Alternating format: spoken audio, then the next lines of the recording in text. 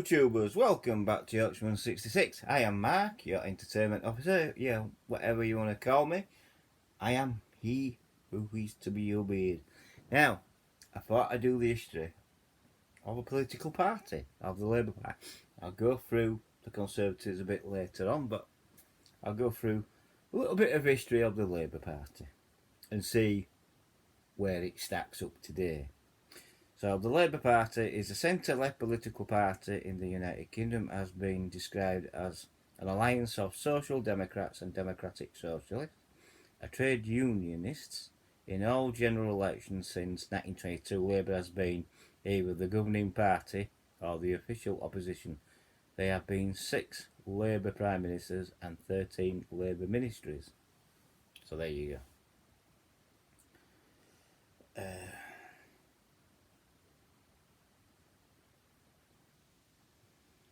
So yeah. So the party was this is it. The party was founded in 1900, having grown out of the trade union movement and socialist parties of the 19th century. It overtook the Liberal Party to become the main opposition party to the Conservative Party in the early 1920s, forming 2 majority governments under Ramsay MacDonald in the 1920s. And early 1930s, Labour served in the wartime coalition of 1940 to 1945, after which Clement Attlee's Labour government established National Health Service. So there you go. So Clement Attlee's Labour government established the National Health Service and expanded the welfare state from 1945 to 1951 under Harold Wilson and James Callaghan. Labour again governed in 1964 to 1970 and 1974 to 1979. In the 90s, Tony Blair took the Labour Party centre part of the New Labour project, which governed under Blair, then Brown, from 1997 to 2010. The Labour Party currently forms the official opposition in the Parliament of the United Kingdom, having won the second largest number of seats in 2019 general election. The leader of the party as leader of the opposition is Keir Starmer. Labour is the largest party, Senedd Welsh Parliament being the only party in the current Welsh government that the party is third largest in the Scottish Parliament, behind the Scottish National Party and Scottish Conservatives. Labour is a member of the Party of European Socialist and Progressive Alliance and holds observer status in the Socialist International. The party includes semi-autonomous Scottish and Welsh branches and supports the Social Democrat Labour Party, SDLP, in Northern Ireland, although it still organises there as of May 2021. Labour has just under 500,000 registered members, one of the largest memberships in any party in Europe. So that's a little bit about it, a little bit about its history. Origins of the Independent Labour Party is 1860 to 1900, and that was called Liberty Labour Party. The logo, the original Liberty logo as until 1983. So that's the original.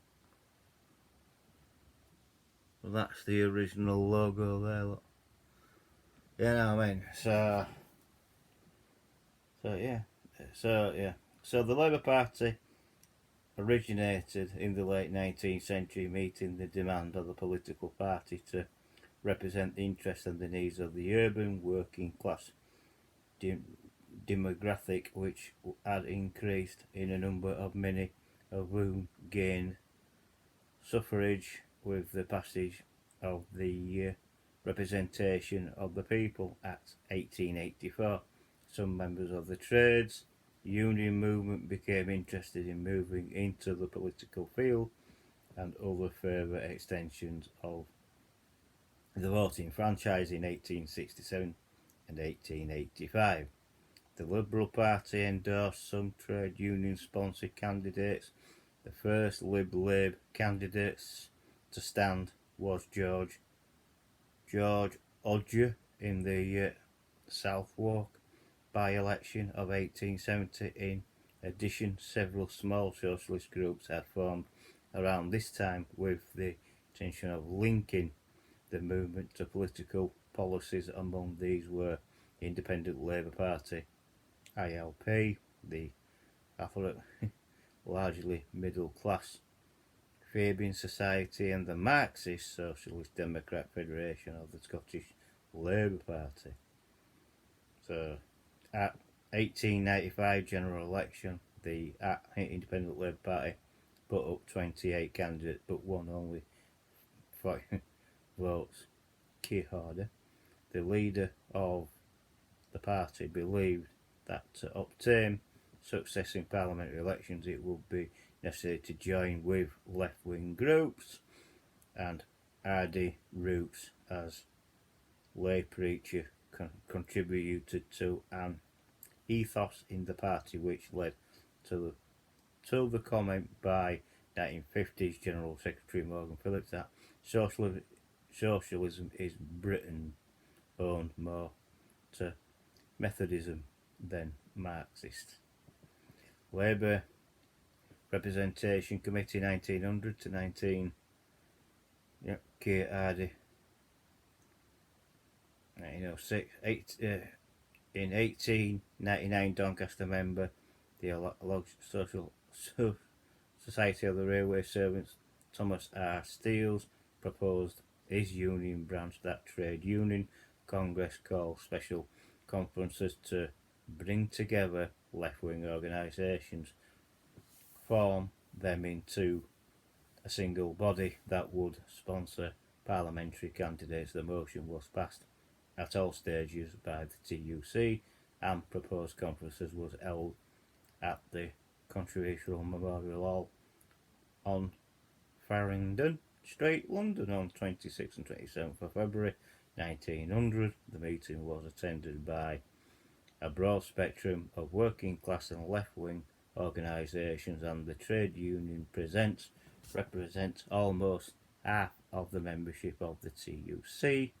After a debate, the 129 delegates passed Hardie's motion to establish district labour group in Parliament, who shall have their own whips and agree upon their policy, which must embrace readiness to cooperate with any party which for the time being may be engaged in promoting legislation in the direct interest of Labour. This created an association called the Labour Representation Committee, LRC, meant to coordinate attempts to support MPs sponsored by trade unions and represent the working class population. It had no single leader, and absence of one of the Independent Labour Party nominee, Ramsay MacDonald, who Ramsay MacDonald was elected as secretary. He had the difficult task of keeping the various strands of the opinions in the LRC united.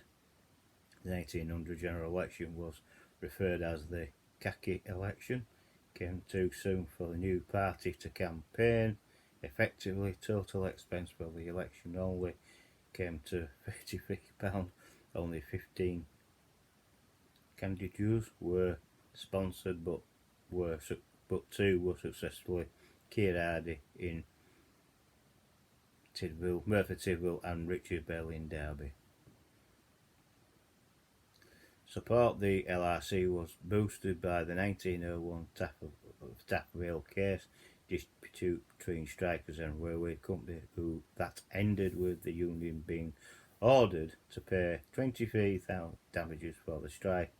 The judgment effectively made strikes illegal since employers could recoup the cost of the lost business from unions. The apparent consequence of the Conservative government of Arthur Balfour to industrial and businesses' interest, traditionally the allies of the Liberal Party in opposition to the Conservative landed interest, intensified support for the LRC against government that appeared to have little concern for the industrial portrait and its problems.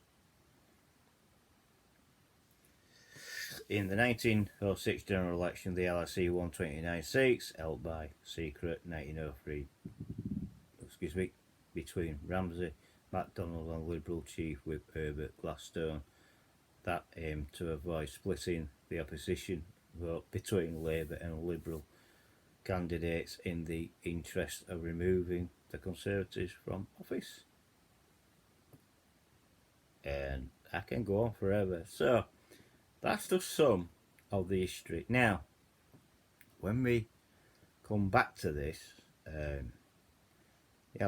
where did the problems for the Labour Party start?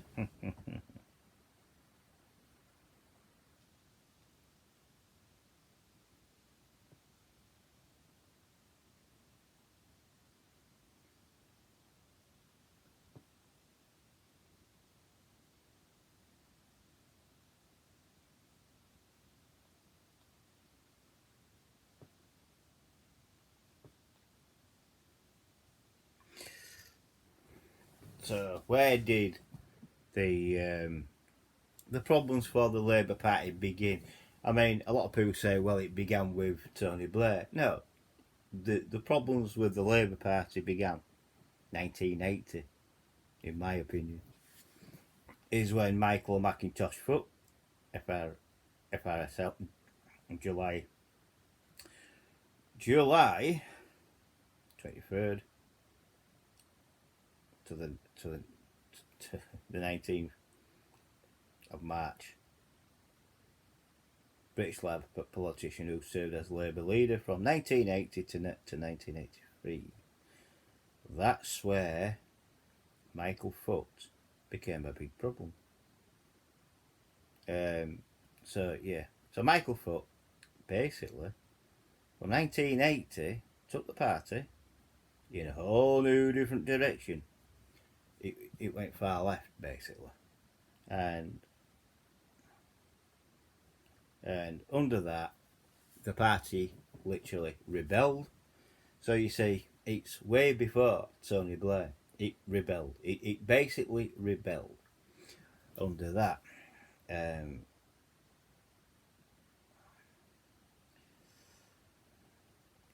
It just became,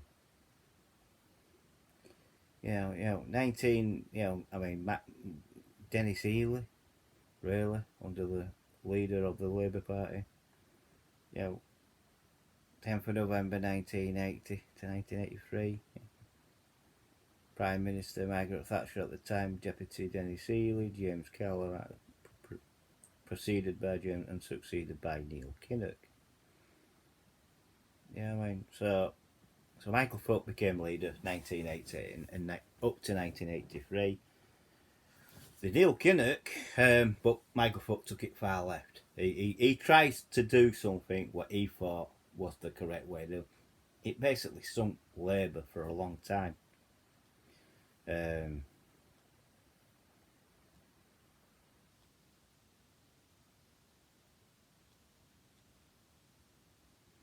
It really did. It sunk Labour.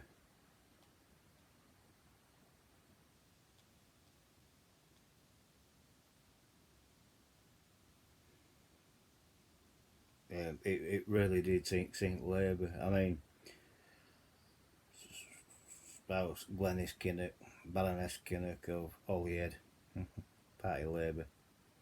Children Stephen Kinnock and Rachel Kinnock and things like that. But this is where Neil Kinnock, he became leader. Now, he was born 1942. Parliament from 1970 until 91st. Well, he was there. So, opposition from 1983 until 1992, Vice President of the European Commission. So Neil Kinnock, he was in charge right up to 19 for 9 years. He was in charge, and he nearly got her. He really did. He brought the party back to where it should have been, centre left. Brought it back to centre and started, but slightly a bit more to the left, if you know what I mean. So he didn't bring it all the way back, but he brought it from far left a little bit down. And basically, this is still have the woes and that. The one particular year he nearly had her, but not quite. And that was outed. Yeah. So Neil Kinnock is Neil Kinnock. Yeah, I mean, he did well for the party because it got it popular. He got it. He just couldn't get people in parts of the country to click over to him, basically. And no more so than like Newcastle and things like that, and Sunderland. They just wouldn't turn for him. But he did well. He got the party back up and running, basically, and stronger and stronger and stronger. In 92, until he left, basically. They just wouldn't do that. I mean, John Smith came into it after Neil Kinnock, but unfortunately, John Smith died. Unfortunately, and then that's when Tony Blair became involved with the Labour Party. But the party was gaining strength. It gained strength under Neil. It was weak under Michael Foot. It was at its weakest. It became stronger under Neil Kinnock, and it stayed stronger. When John Smith took over, it got more stronger because John Smith brought it back down, more or less, to where Tony Blair would have thought. More or less. They were getting, John Smith were implicating, getting rid of the militants, which is a party within a party, things like that. Unfortunately, John Smith died. When John Smith died, they had a Labour leader election. Tony Blair took over. And as we all know, Tony Blair kept the Labour Party. He brought it centre-left. That's where the party should be, centre-left. Not far left, but centre-left. And that's where, Tony Blair won 3 general elections for the Labour Party. And he is the only Prime Minister at that particular time to do that.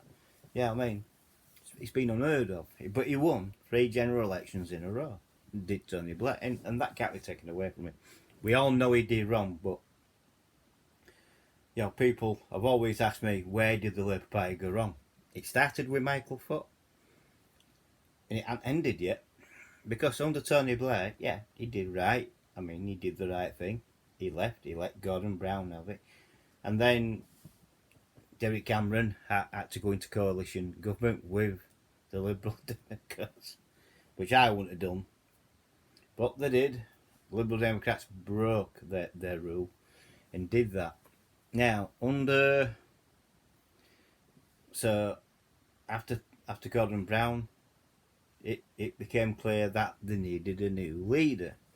And they got one, but they got the wrong one. We should have had the brother, not him.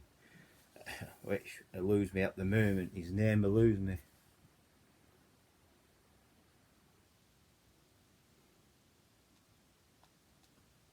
I forgot his name.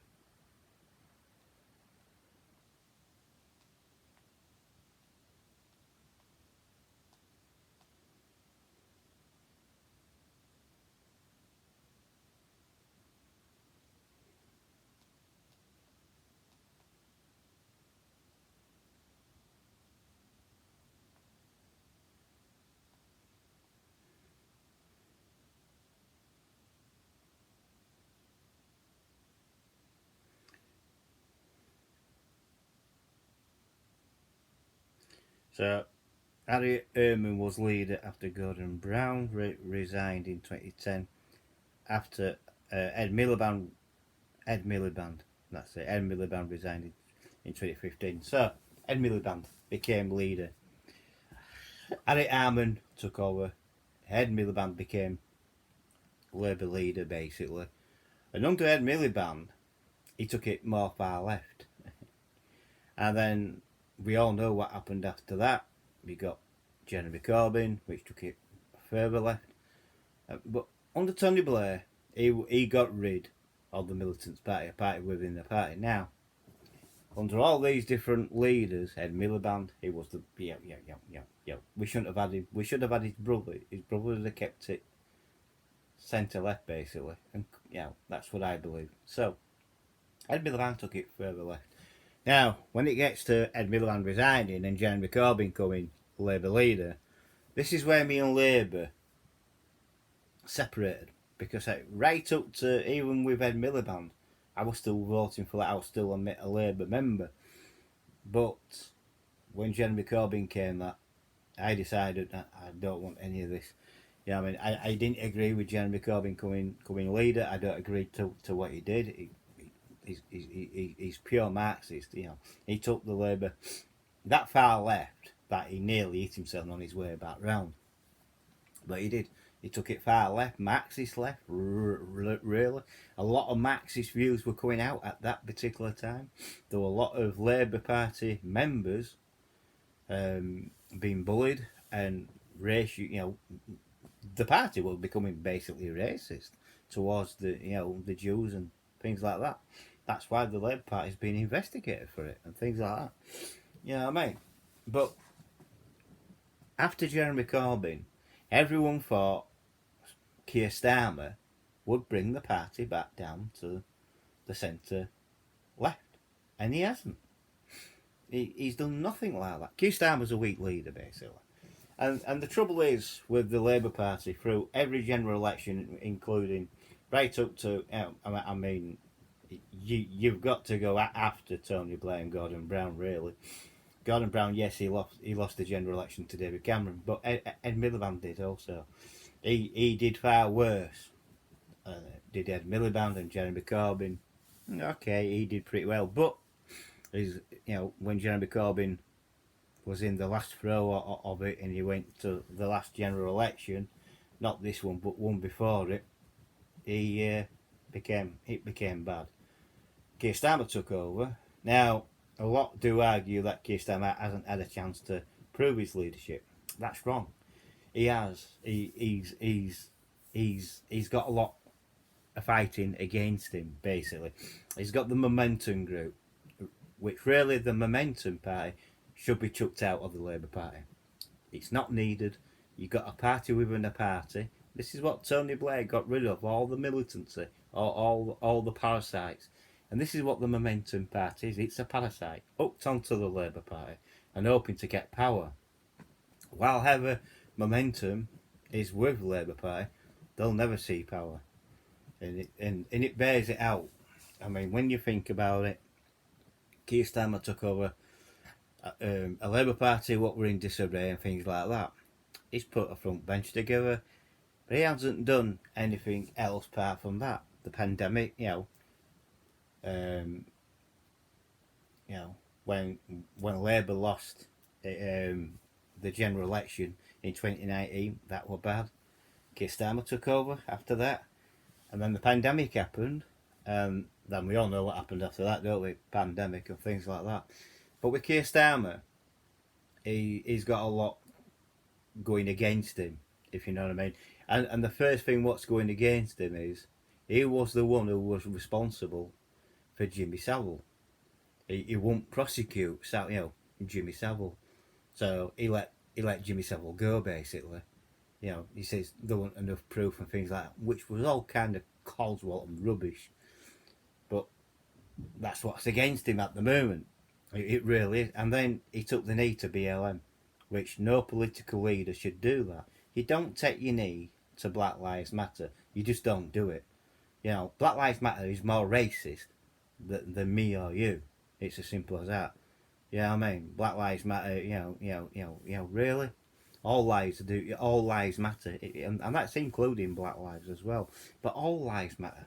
I don't agree with BLM. I don't agree with tearing down our statues and things like that. You can't change our history, and don't try to, because it won't wash. But the Labour Party is supposed to be an opposition party. Now, this is where Labour's gone wrong. They're not listening to the voters. This is how come they lost the 2019 and so on and so on and so on. Lost all elections. And they're just like the Conservatives in, basically. And they're not listening. They're not listening to the voters. They might be listening to the members, but they're not listening to the voters. And even I wasn't listened to when I were a member of the Labour Party. I told them, I said, you can't do this. You've got to come back into the centre left. No, no, no, no, no. They wouldn't listen. Oh, well, I bet they wish now that they did. Because if they had listened to people more like me and you, the Labour Party might be in a position where they're in government. Or near to being government, if you know what I mean. But while this pandemic's been going on, Keir Starmer's let Boris Johnson do what he wants. There's been no opposition. You know what I mean? He's let him get away with everything. There's been nothing. He hasn't, I've seen the Question Time and that, and he puts on a good show, does Keir Starmer. But really, he's literally letting Boris Johnson getting away with a lot of stuff, i.e., keeping us on lockdown and things like that, where Keir Starmer should be fighting for our freedom. I mean, that's why the Labour Party was originally introduced, as you heard the brief history. And the real reason is because working conditions were absolutely crap. Labour cleaned it all up. When the Labour Party came to power, it cleaned it all up. It even gave the NHS our National Health Service and things like that. You know what I mean? And when set up the National Health Service, it was set up for everybody, not only the rich, but for the poor as well, for everybody. And the more you hear about it, the more they're trying to take that away from us. Saying, oh well, we should be paying. Well, we do pay for the NHS through our national insurance numbers and things like that. But Boris Johnson is not what we call happy enough with that.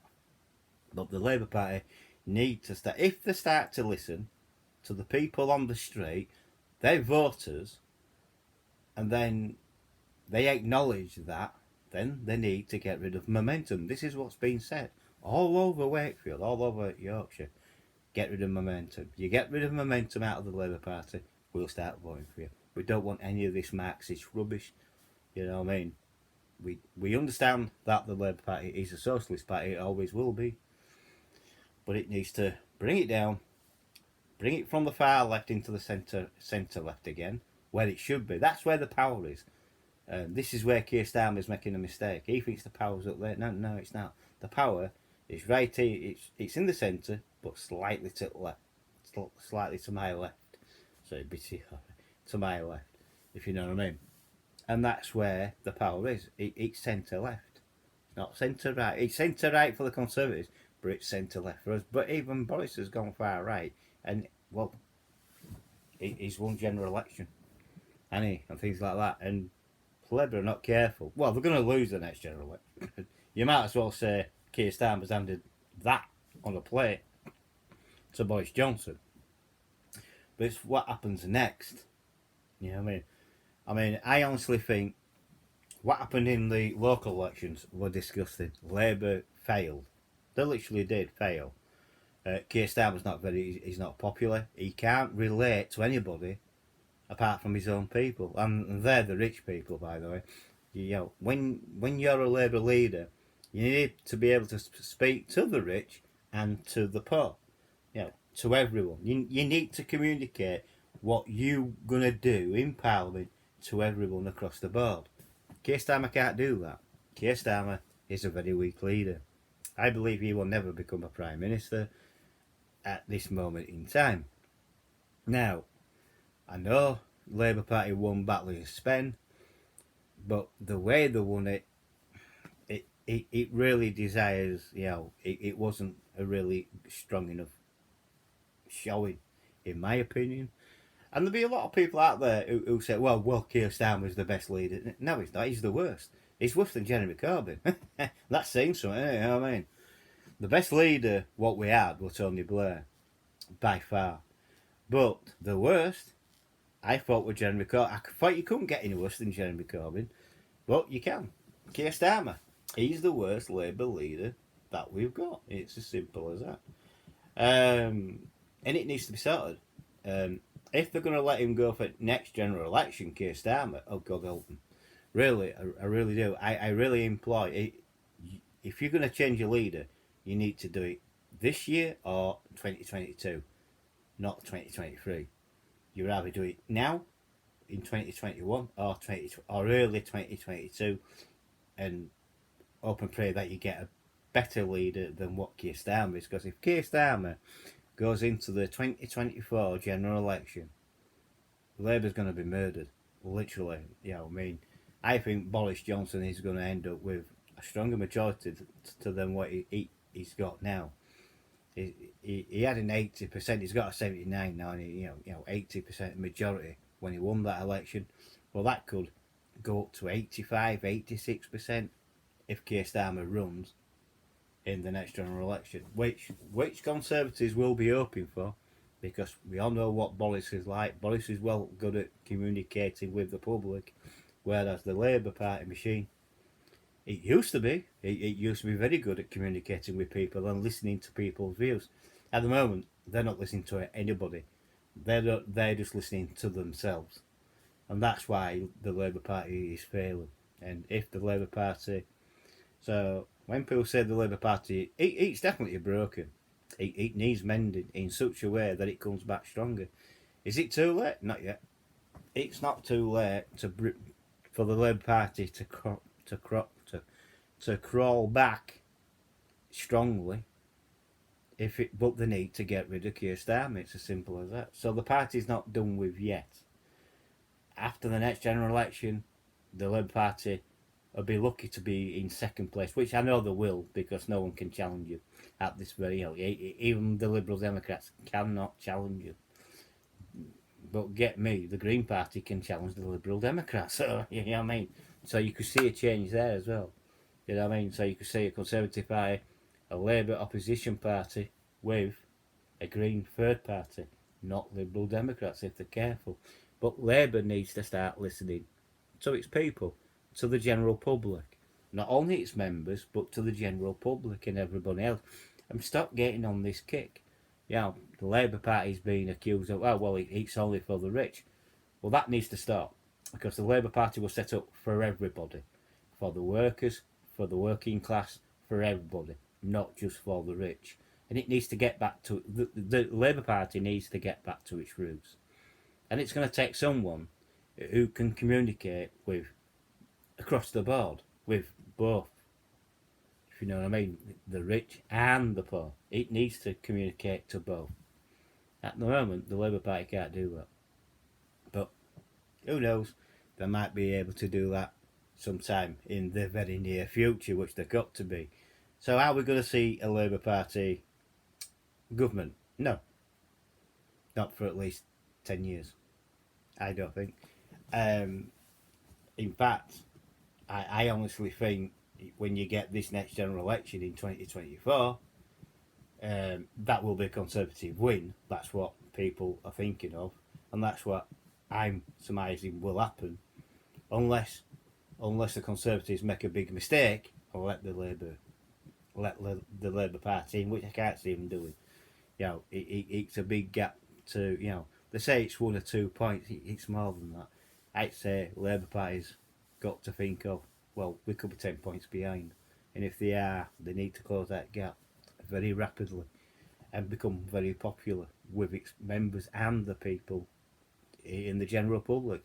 It's the general public who will put the Labour Party back together again and hopefully back into the race.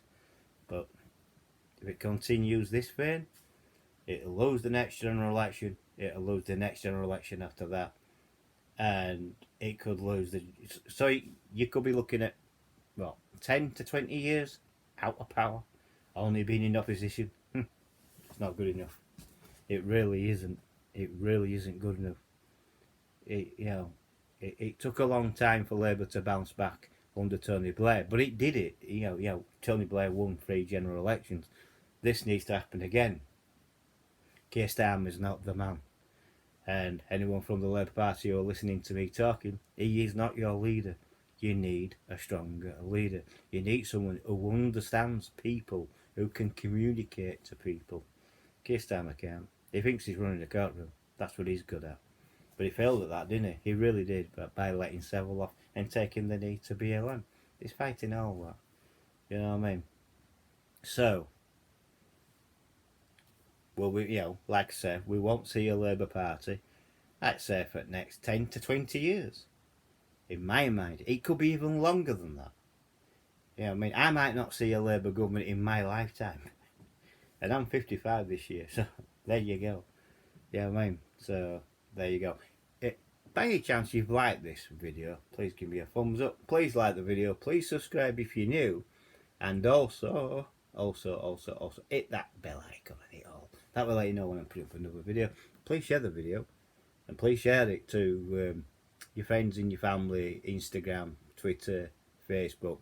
Even the Labour Party and the Conservative Party and things like that, you know what I mean? And the Galaxy and the Universe or whatever. And please comment below.